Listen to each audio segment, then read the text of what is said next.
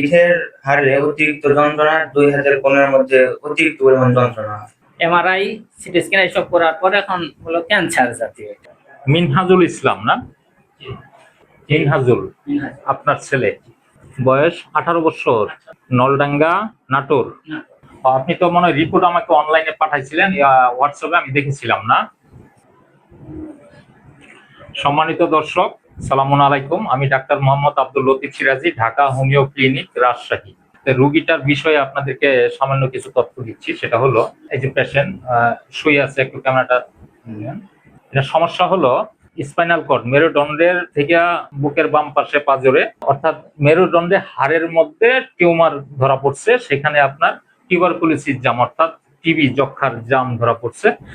এটা 1 বছর আগে অপারেশন করা হয়েছিল না? 1 বছর আগে অপারেশন করছিলেন? আচ্ছা, 1 বছর আগে অপারেশন করার পর আজকে আমার কাছে নিয়ে আসছেন। এর আগে ডাক্তার কোথায় কি কি করছেন একটু যদি সংক্ষেপে বলেন। ঢাকা হাইটেক হাসপাতালে ওইটা অপারেশন করা হয়েছে 1 বছর আগে? 1 বছর আগে। আচ্ছা, অপারেশন করার পর ভালোই থাকলো। এখন আবার এই যে ব্যথা। আচ্ছা, তারপরে কোন ডাক্তারের কাছে গেলেন? তারপরে আমার এক বন্ধু আছে, ব্রিগেডিয়ার ওয়ালি। ব্রিগেডিয়ার ওয়ালি, হ্যাঁ। ওনার কাছে যাওয়ার পরে এমআরআই, সিটি স্ক্যান এসব করার পরে এখন হলো ক্যান্সার জাতীয়। এটা ক্যান্সার, সিএমএস এ না, হাইটেকে। আচ্ছা, উনি সিএমএস এর ডাক্তার আর কি। আচ্ছা আচ্ছা। তো ওখান থেকে আমাদেরকে এই থেরাপির এইদিকে, ক্যান্সার বিভাগের দিকে যাওয়ার কথা বলে। আচ্ছা আচ্ছা। তো আমরা খবর পাওয়ার পরে আপনার কাছে আসলাম। এই পদ্ধতি চিকিৎসা। সম্মানিত দর্শক, ইনারা 1 বছর আগে অপারেশন করেন। অপারেশন করার পর এই 1 বছর পর আবার এই সমস্যা। ইনাদের পরিচিত ব্রিগেডিয়ার জেনারেল কি বললেন? ওয়ারিশ। ওনার সাজেশন অনুযায়ী ওনারা হাইটেকে এই টেস্ট গুলা করে, যে টেস্ট গুলো অনেক টেস্ট, আমি সব টেস্ট দেখেছি। এখন ভিডিও বড় হবে, এজন্য আমি আপনাদের সামনে না, যেটা বললাম, এই যে দেখেন প্রচুর টেস্ট। তো এগুলো আমি আগেই দেখেছি।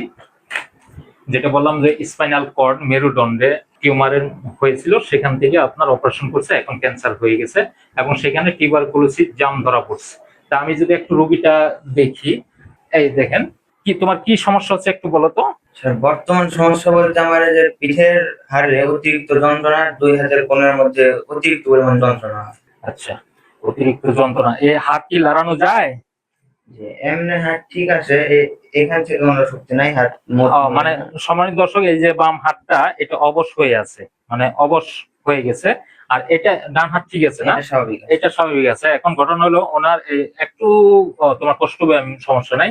যারা মেরুদণ্ডের পিছনে যে অপারেশন করেছিল, হ্যাঁ, আবার ওখান থেকে এই প্রবলেমটা দেখা দিছে। কি? জি না স্যার, অপারেশন করা হয়েছিল বুকে।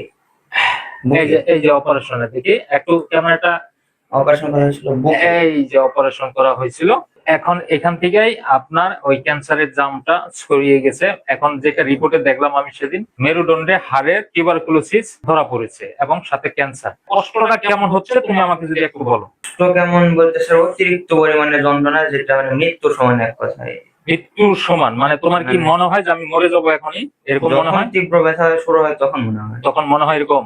আচ্ছা, তোমার কি পানি পিপাসা আছে? পানি পিপাসা নাই। ছটপট, অস্থিরতা? এখন বর্তমান নাই। আচ্ছা, তোমার এরকম কোন সময় আছে যে ব্যথাটা রাত্রে বেশি হয় বা দিনে বেশি হয় এরকম? রাত্রে বেশি হয়। রাত্রে বেশি হয়।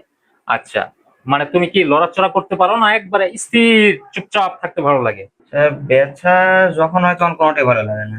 আবার না, আমি বলছি ব্যথা যখন হয় তখন লড়াচড়া করলে ভালো লাগে না চুপচাপ থাকলে ভালো লাগে? চুপচাপ থাকলে কিছুটা হালকা কমে আসে। চুপচাপ থাকলে হালকা কমে আসে। আচ্ছা, এমনি প্রস্রাব পায়খানা এগুলো সব ঠিক আছে? ঠিক আছে। ঘুম ঠিক আছে? ঠিক আছে। আচ্ছা, তো সম্মানিত দর্শক শুনলেন, আমি পুরো কেস টেকিংটা আপনাদেরকে দেখাইতে পারবো না, এই কারণে একটা রোগীর কেস টেকিং করতে সময় লাগে প্রায় 1 ঘন্টা। 1 ঘন্টার ভিডিও তো আর না, আমি কেস টেকিংটা করতেছি। এই ধরনের রোগী যারা আছেন, আশা করি যদি সঠিক হোমিওপ্যাথি ট্রিটমেন্ট করা হয়, ইনশাল্লাহ ভালো হয়ে যাওয়ার সম্ভাবনা রয়েছে। আপনার কি হয়? ভাই। ভাই? ভাই। আচ্ছা, আপনি আমার সাথে যোগাযোগ করছিলেন? হ্যাঁ, আমি অনলাইনে আছি। আচ্ছা, ওকে, থ্যাংক ইউ। কোনো সমস্যা নেই। ইনশাল্লাহ যদি সঠিক চিকিৎসা হয় তাহলে ইনশাল্লাহ ভালো হয়ে যাবে।